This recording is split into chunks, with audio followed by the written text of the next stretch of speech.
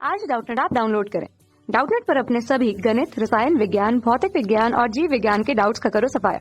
बस प्रश्न की फोटो खींचो, एक ही प्रश्न को क्रॉप करो और तुरंत वीडियो सोल्यूशन पाओ।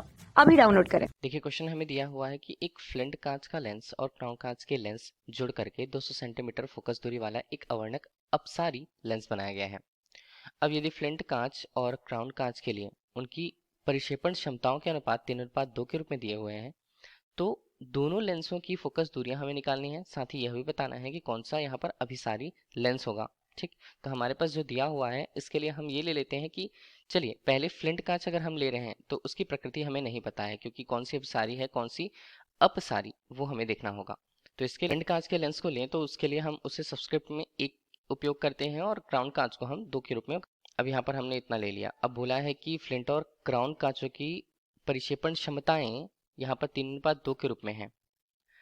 अगर हम उनकी परिक्षेपण क्षमताएं अगर लें ओमेगा 1 के रूप में और दूसरे के लिए उसे ओमेगा 2 के रूप में, तो यही बोला है कि उनके जो अनुपात होते हैं वो 3:2 के रूप में है।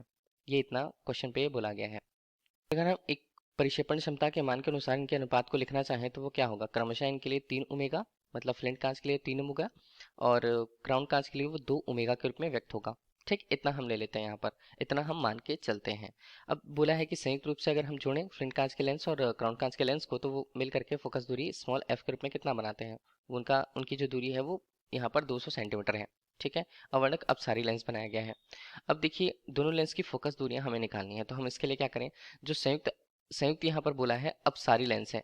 ठीक, तो संयुक्त जो लेंस है उसकी जो फोकस दूरी होगी कितनी होगी, वो होगी यहाँ पर स्मॉल 1/f के रूप में, जिसका मान होगा 1/f1 धन 1/f2 के रूप में। f1 f2 हमारे पास क्रमशः फ्लिंट कांच और क्राउन कांच के लिए उनकी फोकस दूरियां हैं। ठीक है, अब यहाँ पर हम जो मान पता है हमें वो हम लिख सकते हैं। तो 1 बटे यहाँ पर हमने लिखा 200, और क्या मान बनेगा यहाँ पर मान बनता है 1/f1 के रूप में, और यहाँ पर मान बनेगा 1/f2 के रूप में। ठीक है, f1 f2 के रूप में इसका मान हमें मिल गया।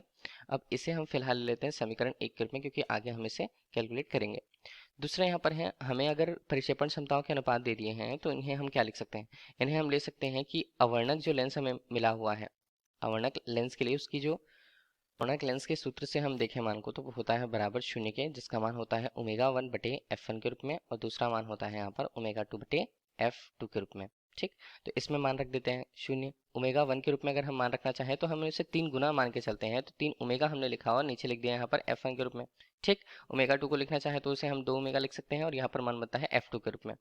अब यहाँ पर ओमेगा के मान कट जाएंगे तो हमारे पास शून्य के रूप में इसका मान 3/f1 और दूसरे का मान हमारे पास बनता है 2/f2 के रूप में, और ये हमारे पास जो बना वो हमारे पास बनता है समीकरण 2 के रूप में। तो हम हल करते हैं, लिखेंगे यहाँ पर समीकरण 1 ऋण 2 से 1 ऋण 2 हमने कह दिया, बन रहा है हमारे पास 1 बटे यहाँ पर बन रहा है 200 बराबर मान आते हैं 1/f1 के रूप में, और दूसरा मान हमारे पास आता है 1/f2 के रूप में। ठीक है, ऋणात्मक मान किसके साथ, यहाँ पर शून्य बराबर बनेगा यहाँ पर 3/f1 के रूप में, और दूसरा मान हमारे पास बनता है 2/f2 के रूप में। इतना हमारे पास हुआ। ठीक, अब अगर हम इसे हल करें तो देखिए, हल करने के लिए ऊपर हमें कुछ मल्टीप्लाई करना होगा। जैसे यहाँ पर 3 है तो एक टर्म हमें हटाने हैं, तो हमने यहाँ पर 3 का गुणा कर दिया पूरे में।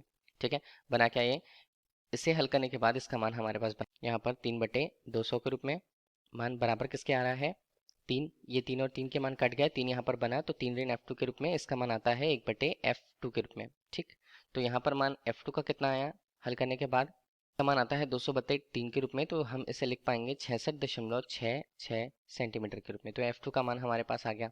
f2 का मान मतलब अगर हमने f2 किसके लिए, क्राउन कांच के लिए मान रखा है, तो क्राउन कांच के लिए इसका मान 66.66 सेंटीमीटर आया। फोकस दूरी का जो मान यहाँ पर हमें दिख रहा है वो धनात्मक है। धनात्मक है इसका मतलब फोकस दूरी किसके लिए धनात्मक होती है, उत्तल लेंस के लिए, जो तो इसकी प्रकृति जो होगी वो उत्तल लेंस की प्रकृति होगी। ठीक है, और उत्तल लेंस किस बना क्राउन कांच के लिए, और अगर हम मान को देखें आगे तो ये हमारे पास समीकरण 1 से समीकरण 1 पे अगर हम मान रख देते हैं, ठीक, तो वो बनेगा क्या, समीकरण 1 से मान हम यहाँ पर रखें तो वो 1 बटे यहाँ पर है 200 बराबर मान आता है 1/f1 का मान जो हमें निकालना होगा, और 1 बटे यहाँ पर 66.66 सेंटीमीटर के रूप में अगर हम मान को देखें। सीधे अगर हमने हल करा तो f1 का मान हमारे पास ऋणात्मक रूप से आता है लगभग 100 सेंटीमीटर के रूप में। ठीक है, तो f1 के मान को प्रदर्शित कर रहा है। तो f1 यहाँ पर हम देख रहे हैं f1 का मान ऋणात्मक रूप में आया, और वो किससे संबंधित होता है, ऋणात्मक रूप से जब भी मान आया मतलब वो अवतल लेंस से संबंधित होगा।